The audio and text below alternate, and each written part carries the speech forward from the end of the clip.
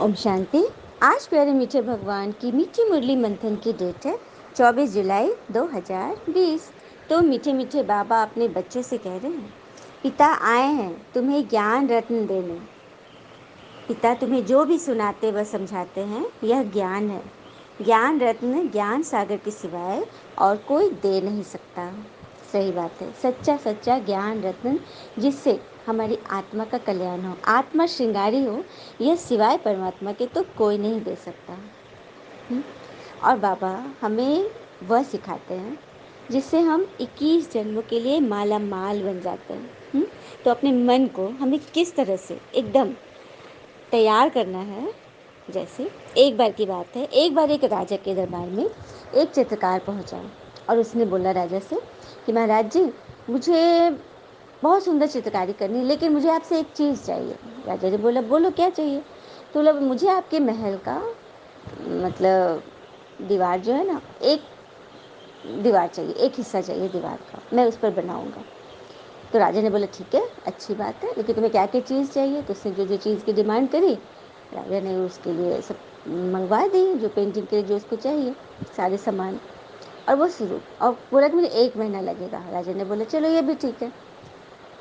हाँ, दरबार में तभी एक दूसरा व्यक्ति जो दरबारी ही था, उसने बोला महाराज जी, तो मुझे भी कुछ बनाना है, क्योंकि मैं भी कलाकार हूँ, मुझे भी कुछ बनाना है आपके एक दीवार में, मुझे भी एक दीवार चाहिए।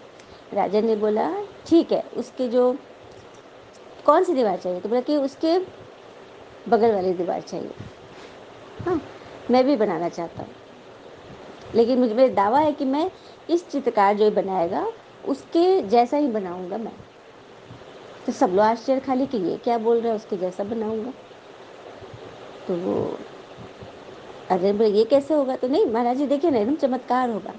तो राजा बोला ठीक है, चलो भाई तुम भी बनाओ, लेकिन तुम्हें क्या चाहिए। तो बोला मुझे एक बाल्टी पानी, मुझे पानी चाहिए और एक कपड़ा चाहिए सफाई के लिए। तो बोला ये क्या। बोल के हाँ महाराज मुझे बस यही चाहिए। तो राजा बोला कि चलो भाई तुम्हें दिया, और इधर काम शुरू हो गया। 1 महीना पूरा हुआ। जब पहला चित्रकार जो पेंटिंग के लिए आया था, उसने अपनी चित्र जब दिखाई तो लोगों के मतलब एकदम दांतों ने से उंगली दबा ली। इतनी सुंदर चित्रकारी थी, इतना सुंदर था, मतलब राज परिवार का वो दरबार का वो दीवार एकदम खिल रहा था। राजा बहुत खुश हुआ, उसने उसे बहुत सारी स्वर्ण मुद्राएं इनाम में दी। अब फिर बारी आ गई दूसरे वाले चित्रकार की चित्र देखने की। तो जब सभी लोग उधर देखने लगे उसके तरफ, और एक शर्त भी थी, उसने कहा था कि वो चित्रकार जो है वो अपने आगे एक पर्दा लगा दे, मैं उसके चित्र को देखूंगा भी नहीं। तो ये भी बात हो गई। तो जब पर्दा हटाया गया, उसके दीवार पे देखा गया, तो हू बहू सेम चित्र जो उस कलाकार ने बनाया था, एकदम सेम, क्योंकि इसके आमने सामने दीवार थी। सब लोग चौंक गए कि ये कैसे हो गया।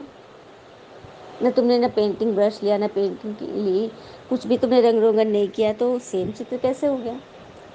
तो उसने बताया कि एक्चुअली मैंने कोई चित्र बनाया ही नहीं। मैं जो दीवार था ना, संगमरमर की दीवार, मैं 1 महीने तक उसे इतना साफ करता रहा, इतना उसको क्लीनिंग करता रहा, कि जब सामने वाले चित्र खोला गया पर्दा से, तो उसकी आकृति उस दीवार पे इतनी क्लियर छप गई कि लगेगा कि जैसे इस पर भी वही चित्र बना हुआ है। देखा, सच बात है।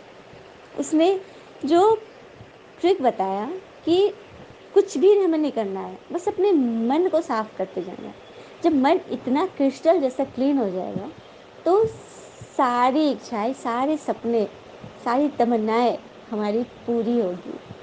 और कहते भी है ना कि दुनिया में हर एक व्यक्ति विश तो करता है, इच्छा तो रखता है, लेकिन सपने नहीं देखता, क्योंकि सपने देखने के लिए मेहनत की ज़रूरत है ना। और उस डर से भी जीतना है ना, जो उसे नाकामयाब बनाएगी पहले प्रयास में। जैसे कि एडिशन ने 10,000 बार असफलता का मुख देखा था, लेकिन फिर भी उन्होंने हिम्मत नहीं हारी। और अरुणिमा सिन्हा की बात तो लगभग सभी जानते हैं। हाँ, उनका पैर ट्रेन से कट गया था, ट्रेन के बीच की पटरियों पे गिर गई थी, दोनों पैर कट गए थे उसके। और पता है, वो रात भर 2 ट्रेन के बीच की पटरी की लाइन में वो गिरी रह गई थी। कोई उसे नहीं देख पाया, और ट्रेनें आ रही इधर से उधर से जा रही है। रात भर उसी तरह पड़ी रही, पैर कट गए, उसे कीड़े लग रहे थे, चींटियाँ खा रही थी, लेकिन फिर भी उसने हिम्मत नहीं हारी। और सुबह जब उसको लोग देखे, हॉस्पिटल पहुंचाए, उसके पैर काटे गए और उसको मतलब इलाज हुआ, उसका इलाज चला। उसके मन में बस यही विश्वास था कि जब भगवान ने मुझे इतनी विषम परिस्थिति से भी बचाया है, इसका अर्थ है कि वो मुझसे कुछ विशेष करवाना चाहते हैं। तो ये उसके मन में था।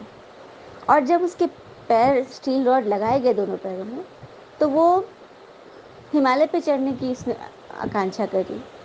तो जो माउंटेनियर थी, जिससे उसने बात करी थी, वो जब सुनी कि दोनों पैर जिसके नहीं है वो ये निश्चय कर रही है, तो उसने तो पहले ही उसे विजय बना दिया कि जब तुम्हारी सोच में आ गया कि मैं हिमालय चढ़ूंगी, तो समझो कि तुम चढ़ गई। ये होता है सपने देखना। लेकिन इसके लिए कितनी लगन, कितनी सच्चाई, सफाई की ज़रूरत होती है, हिम्मत की ज़रूरत होती है।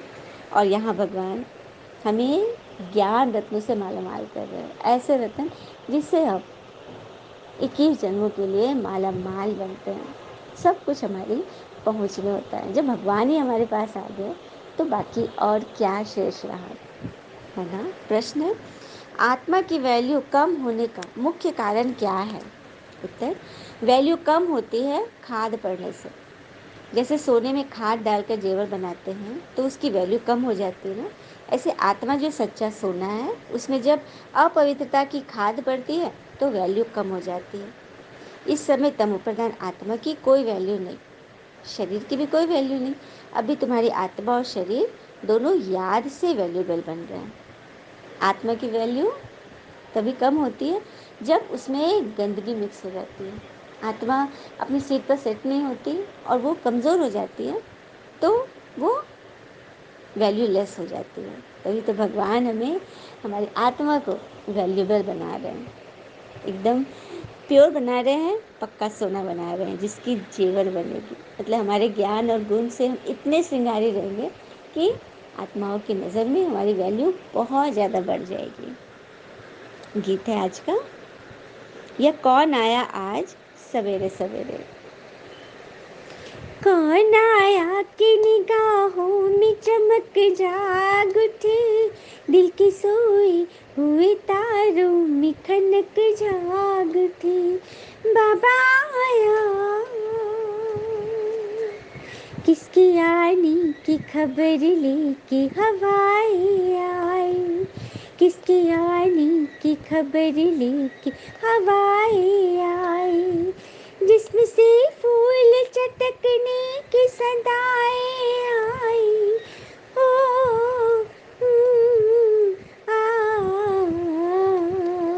रूह खिलने लगे,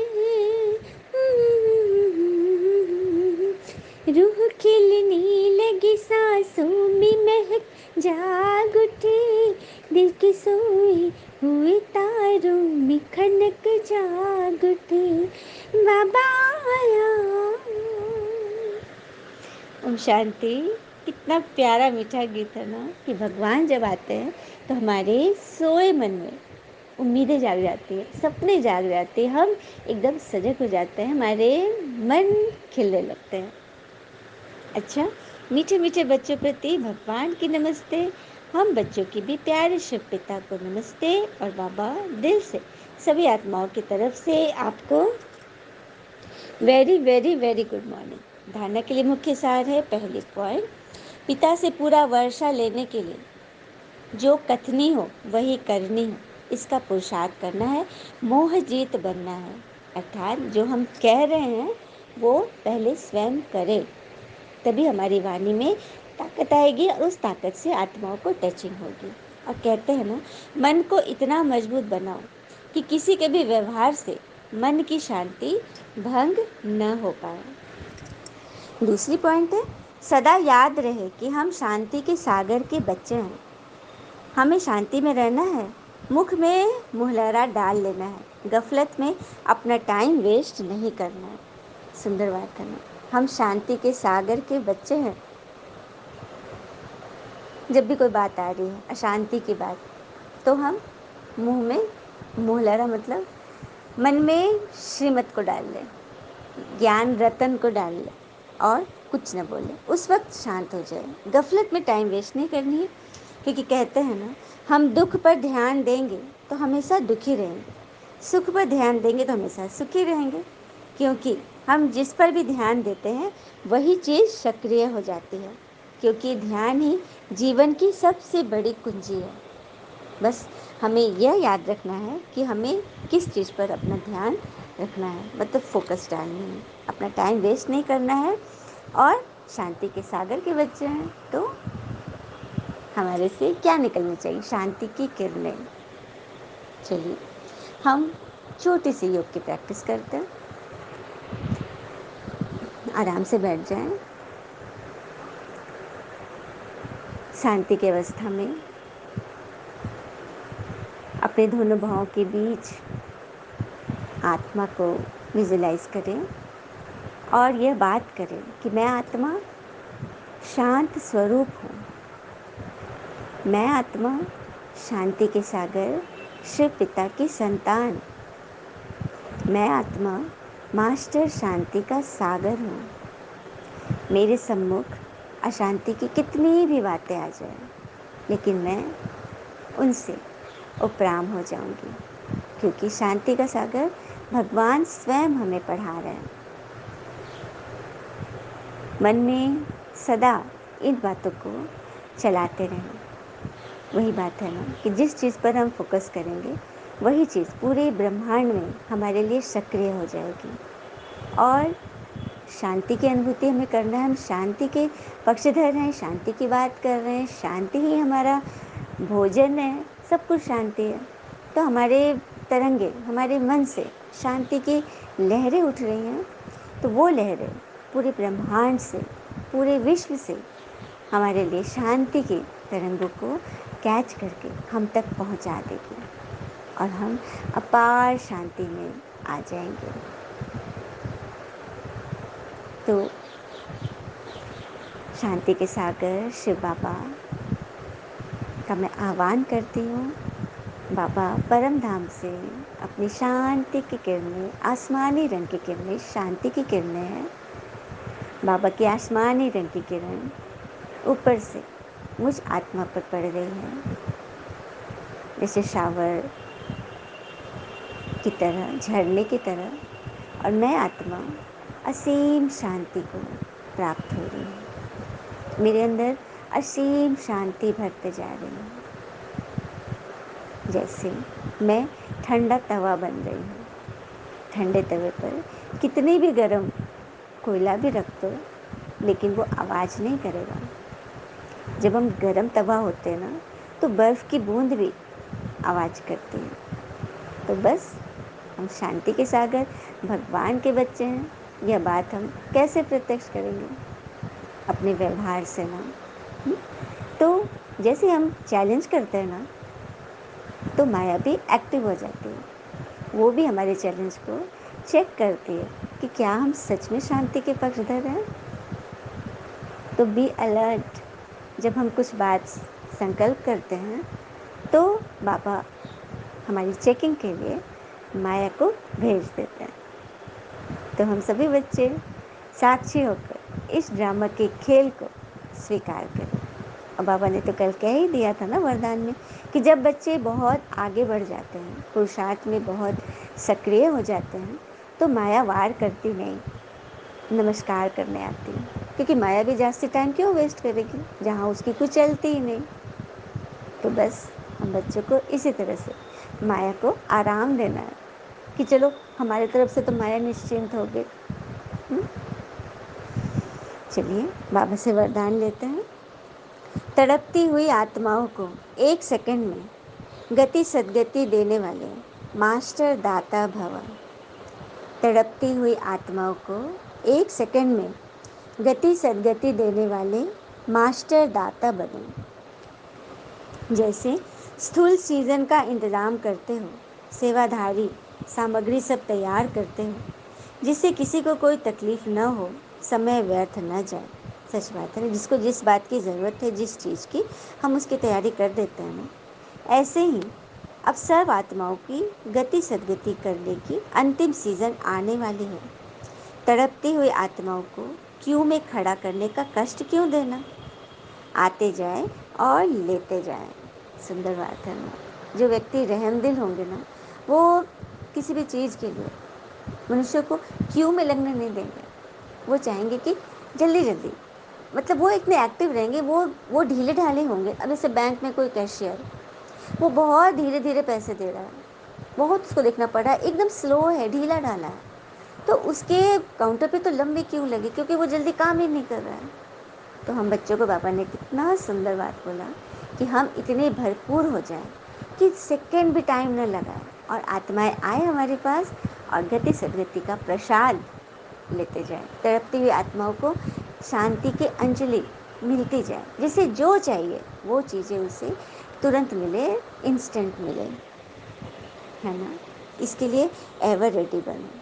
पुरुषार्थी जीवन में रहने से ऊपर अब दातापन की स्थिति में रहो। बाबा कह रहे कि पुरुषार्थी जीवन तो तुम सबका चल ही रहा है, तो अब अपने दातापन की स्थिति को इमर्ज करो। मतलब बाबा हमारी प्रमोशन कर रहे हैं, हम नीचे ही न रहें, हम ऊपर ऊपर बढ़ें, तभी तो आगे बढ़ेंगे ना। हर संकल्प, हर सेकंड में मास्टर दाता बनकर चलो।